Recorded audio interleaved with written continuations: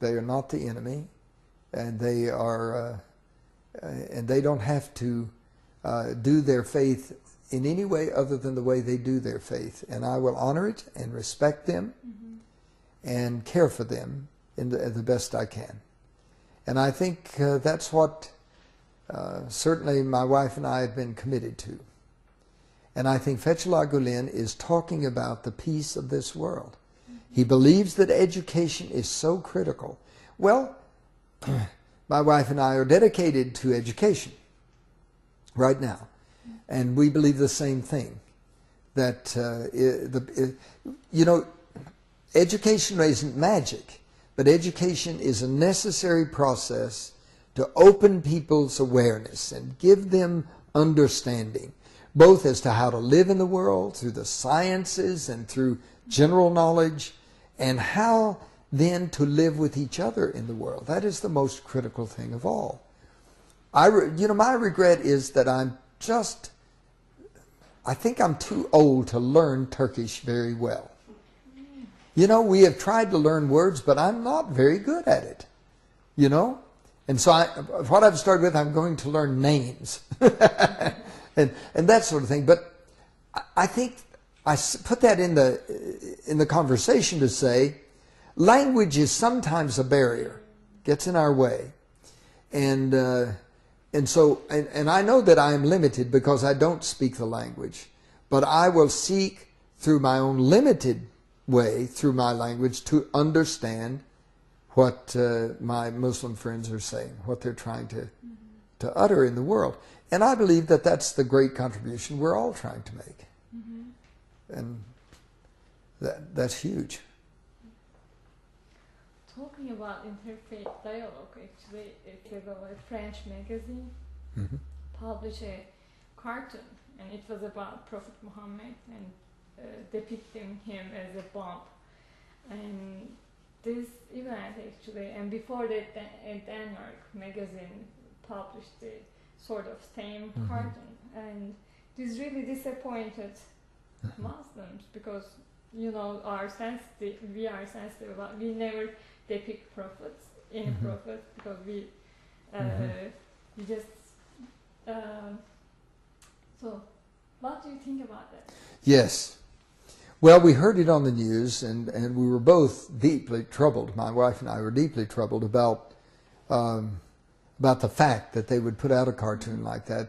And of course, what I did appreciate is that the news channel we were watching, CNN, did not show the cartoon. They thought that would be rude, so they did not show the cartoon, and I appreciated that. However, we read about the cartoon and what it did, and I was outraged at this, and here was why I was outraged very clearly.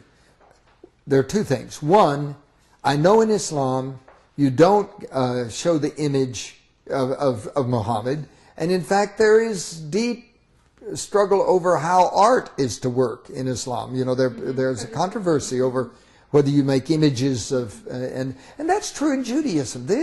We should know this. And therefore, to make an image of Muhammad could be very insulting in any case. That's number one. Number two, to make an image of Muhammad in a caricature way with a bomb in his turban is terribly outrageous for this reason. It says that to be Muslim is to be a terrorist. You know, that is just, and that is so false. We don't need that reinforced because there's too many people who believe that anyway. You know, especially in America, people who are uninformed, and we don't need that. We don't need that even hinted at. So there is no point in doing that. And I do not believe that the argument from free speech works, because I can remember when I was very active in the American Civil Rights Movement.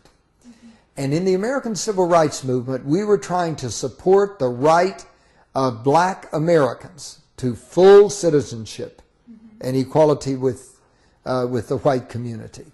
And of course, I was involved in that as a young person, very much supportive of it. And And I remember cartoons about black people coming out. And I remember the black community rose up and they really threatened the local government in the state of Tennessee, and they quit publishing those cartoons.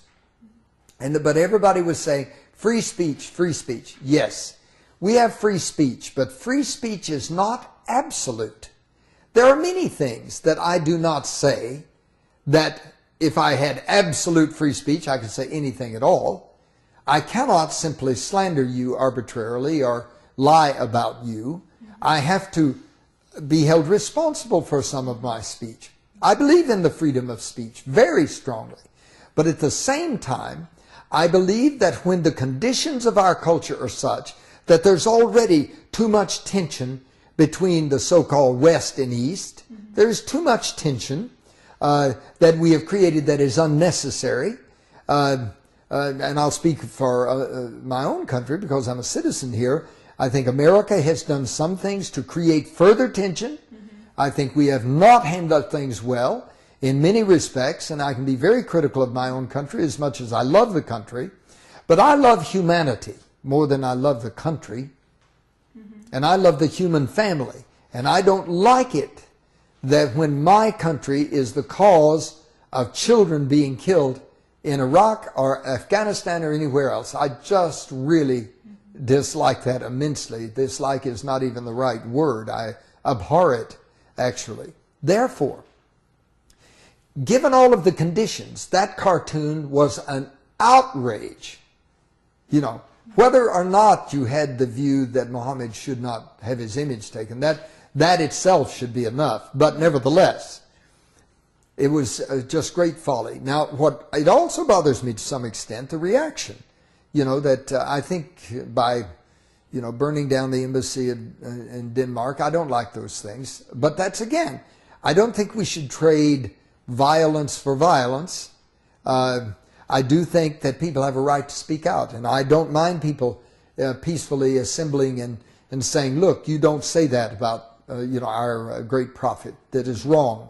And I would agree very much that they have not only that right, but probably the responsibility to speak out, just like my black friends spoke out about the cartoons in the newspapers in Tennessee in the mid-60s. So I guess what I'm saying is that this is fundamentally an outrage that is rooted in such abysmal ignorance. And that's the reason I keep coming back to education and the Gulen movement's emphasis on it. We've got to nurture children to understand and to appreciate that people are not only different, but the differences are how we thrive. And that has been so puzzling to me, that we have lived, you know, the human species has been around a long time. We should be learning this by now.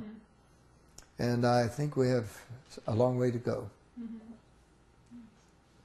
So you are saying that the conflicts based on ignorance, Yes. education is the...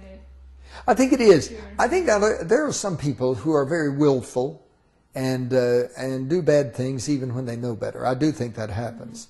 But I do think that the great majority of folk, and I run into it all the time, if you're a Muslim, you know, I don't mean I run into it, say, at the university, but I mean out in the world, you just run into it.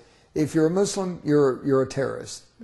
That is just such an outrage and so far false that they've got to be educated at least to that degree, it seems to me, just for starters.